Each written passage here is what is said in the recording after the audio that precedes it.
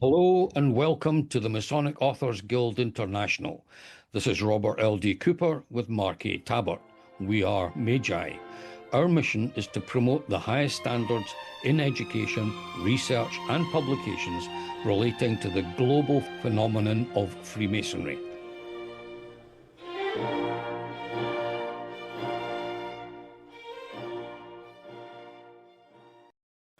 The Duplicities of History, the Central Problem of Freemasonry, by Dr. Bob James of New South Wales, Australia, Part 2. The Reality of Freemasonry. For Grand Lodge decision-makers, the lack of clarity has been a useful, if accidental, result of a need to satisfy factional agendas.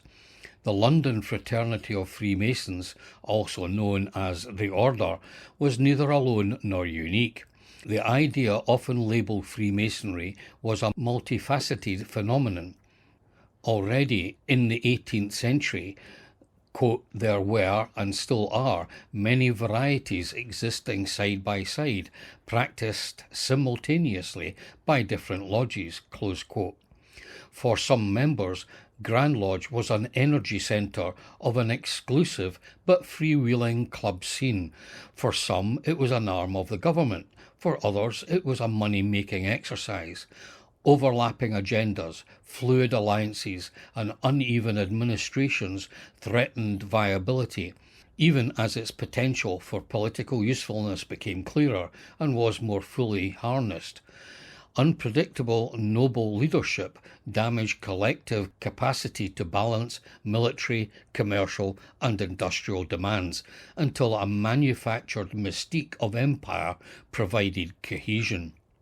Tensions between political and religious agendas have remained. Official mission statements have made serious discussion of the past impossible. For 3 centuries, Grand Lodge has claimed to be unified while being endlessly conflicted internally and externally. They have extorted regularity and conformity while appearing in a multitude of guises and combinations. They have claimed to be passionate about learning while discouraging research and while insisting it already knew everything humans needed to reach fulfilment. While preaching tolerance and openness, they have been discriminatory and unwilling to publicly discuss its decisions.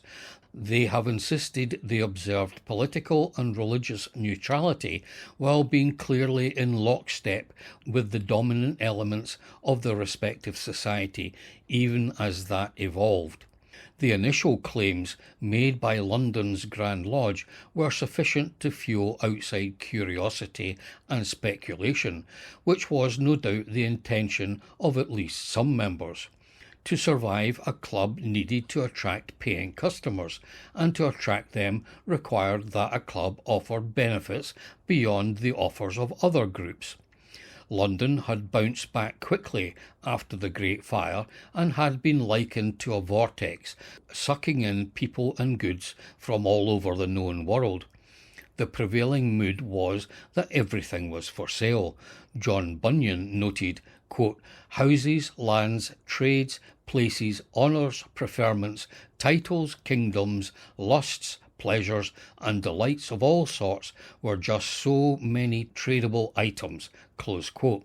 Bribery was ingrained in English politics long before him, but Robert Walpole, Prime Minister, 1721 to 1742, quote, bribed everyone, close quote, including, quote, the King, the Queen and dissenters, close quote, while, quote, Secret Service money during his administration was devoted to the direct purchase of members of Parliament. The system was, if not his creation, his life's work of perfection and augmentation, close quote.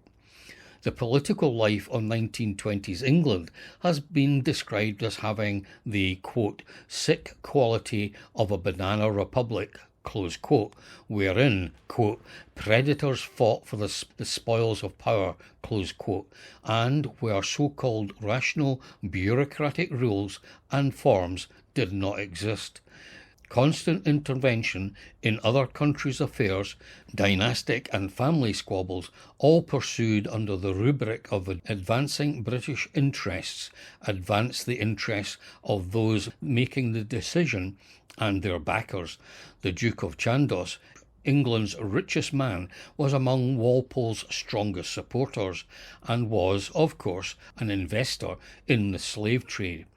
English society was taught by the king and his court, hierarchical, male, corrupt, and bent on self-aggrandizement. These weren't merely venal and self-indulgent politicians. These were men who fashioned Freemasonry to suit their own ends. By evolving from agreeing to be loyal to the status quo, English Freemasonry condoned its behaviour. English scholar Berman has recently written, quote, Freemasonry's leaders not only endowed the order with social credibility, they gave it a political purpose, close quote. Berman has identified, quote, how the lodge and Masonic connectivity were used to facilitate espionage and diplomacy, close quote. The next piece of the puzzle is that why Desaguliers, a founding member of the Grand Lodge in London and chaplain to the Duke of Chandos, was a place hunter. He was also a Huguenot. London's Grand Lodge, like the prevailing regime, was Protestant, but only secure after major struggles.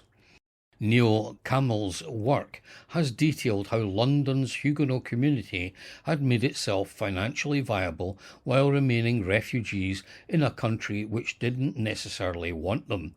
Their goldsmiths and furniture makers brought French aesthetics to London's wealthiest citizens, but they were a threat to local artisans. Prior to Walpole, they had often had to defend themselves against charges of breaching guild regulations, of being diseased, of being counterfeiters, alchemists, or worse. On a number of occasions, their shops and houses were set upon and destroyed. Someone, perhaps Desaguliers, sought government protection, and the administration saw advantages in maintaining the new commerce and its secret networks. Negotiations achieved an English Masonic solution, a combination of ritualized conviviality, religious and political allegiance, and all-important secrecy. In a single entity, the agendas of the administration and the Huguenot diaspora were brought together and provided with a cover story. The Huguenot traders gained protection and an enhanced entry into gentry association and resources to augment their efforts to safeguard family connections. The administration gained agents and safe houses throughout Europe, a further vehicle for its clandestine activities and insider access to luxury goods.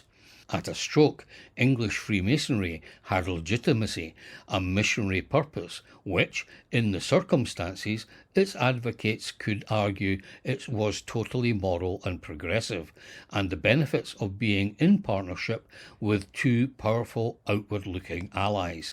The order's greatest value to government and its best-selling point was its personnel and their network's willingness to gather information while duchessing local influencers. Robert Walpole's dominance of the 1720s and 1730s was a result of his earthy pragmatism and capacity to charm people, but to retain office he needed to be better informed than his enemies, local and foreign. In English Freemasonry's first flush, Grand Lodges appeared in Edinburgh and London, and then those at royal court of mainland Europe dynasties, about which English power brokers needed to be best informed: Germany, Poland, Austria, France, Sweden, and Russia. It is unlikely that London's Grand Lodge paid all the costs involved in these extensions abroad, or even the major part.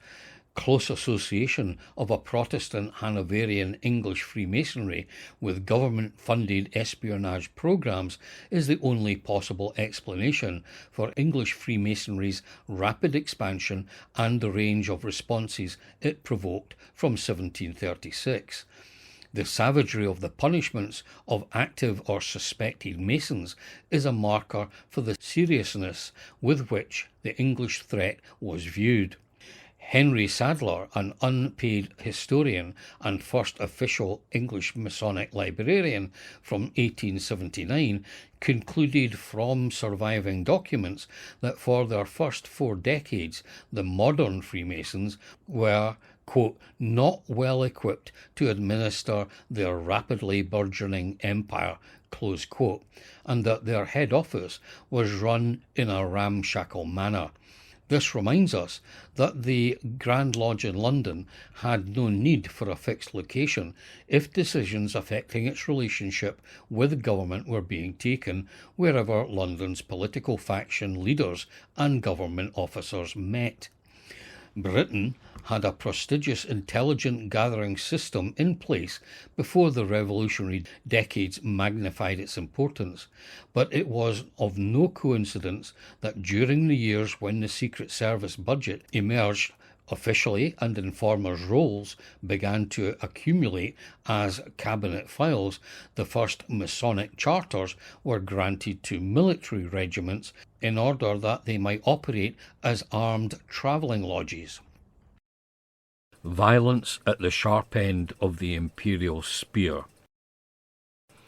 As most academic histories did for a long time, the mythical European-Australian narrative omitted violence and the worst of human blemishes, war. This negative was even made a positive. Quote, regular armies gave the first check to barbarism of the Middle Ages, and it was under their protection alone that arts, science, commerce and industry grew up and extended in Europe. Close quote. The British Army's occupation of New Zealand was sometimes called an invasion, but in European Australia there was only ever an, quote, exercise in policing, close quote, guarding convicts at penal institutions, combating bushrangers, putting down convict rebellions, and lastly, perhaps, quote, to suppress Aboriginal resistance to the extension of European settlement. 18th century enthusiasts for a new world argued that with American independence from the stultifying hands of old Europe and the French Revolution decimating tradition and custom, a secular, rational and democratic world appeared to be in the offing. The, quote, divine right of kings to absolute power, close quote, was to be replaced with liberty, equality and fraternity, close quote. The earliest modernists argued that nations making up the West were engaged in nurturing freedom and the rule of law with an eye to the benefit of all their citizens. The idea was presented as an optimistic belief in human capacity to learn, to improve morally, and through introspection and self-discipline to solve universal problems. Peaceful resolution of conflict was to be a given. The reality was quite different. The then decision-makers, whatever their ethnicity, religious or political stripe, were not about to give up what they regarded as theirs. European Australia's earliest administrators and their troopers used the bloodiest of tactics when it suited them, as their colleagues were doing elsewhere, including at home. Academic contributors to the conservative Australian Dictionary of Biography made this clear as early as the 1960s. Quote, an irate Governor Phillip ordered Lieutenant Tench to gather his company of Marines and lead an expedition against the Bidjigal in relation to Pemwool's attack on McIntyre. He ordered that 2 Bigdal were to be captured and 10 killed. These 10 were then to be beheaded and the heads turned to the settlement. Close quote, from Captain Phillips in the Annual Australian Dictionary of Biography for 1966, online in 2006, and you will note that the reader has some difficulty in pronouncing some unfamiliar words, for which my apologies. Later, the Australian Dictionary of Biography has this to say, quote, "To check at once these dangerous depredators, military force was used against Woolway and his people. Captain Patterson directed that soldiers be sent from Parramatta with instructions to destroy as many as they could meet of the Bedi Agal. In March 1797, Pemulwuy led a raid on the government farm at Toongabbie. Settlers formed a punitive party and tracked him to the outskirts of Parramatta. He was wounded, receiving 7 pieces of buckshot in his head and body," close quote, from William Patterson in the Australian Dictionary of Biography. Another quote from the same source.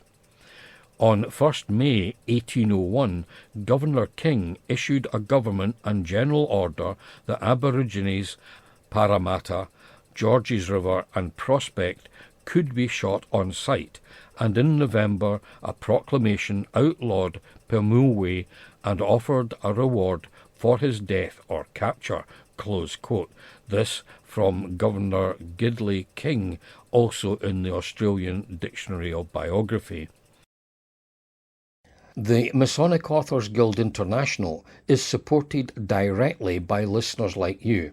If you believe serious research deserves a clear voice, subscribe now and join our growing circle of engaged supporters. Early members will receive access to additional materials as they are released. Your next discovery may only be 1 episode away.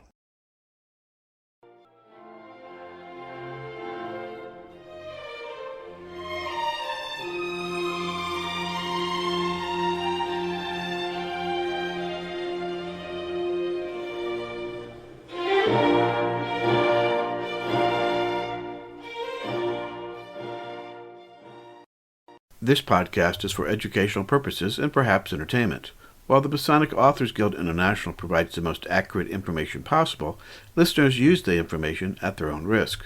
This podcast and its contents are Magi's property, as are all the opinions and the information it presents. Robert L.D. Cooper's, Mark A. Tabert's, and any other speakers' views and opinions within the podcast do not represent nor speak for Freemasonry, any Masonic organization, their former or current employers, in any way, shape, or form.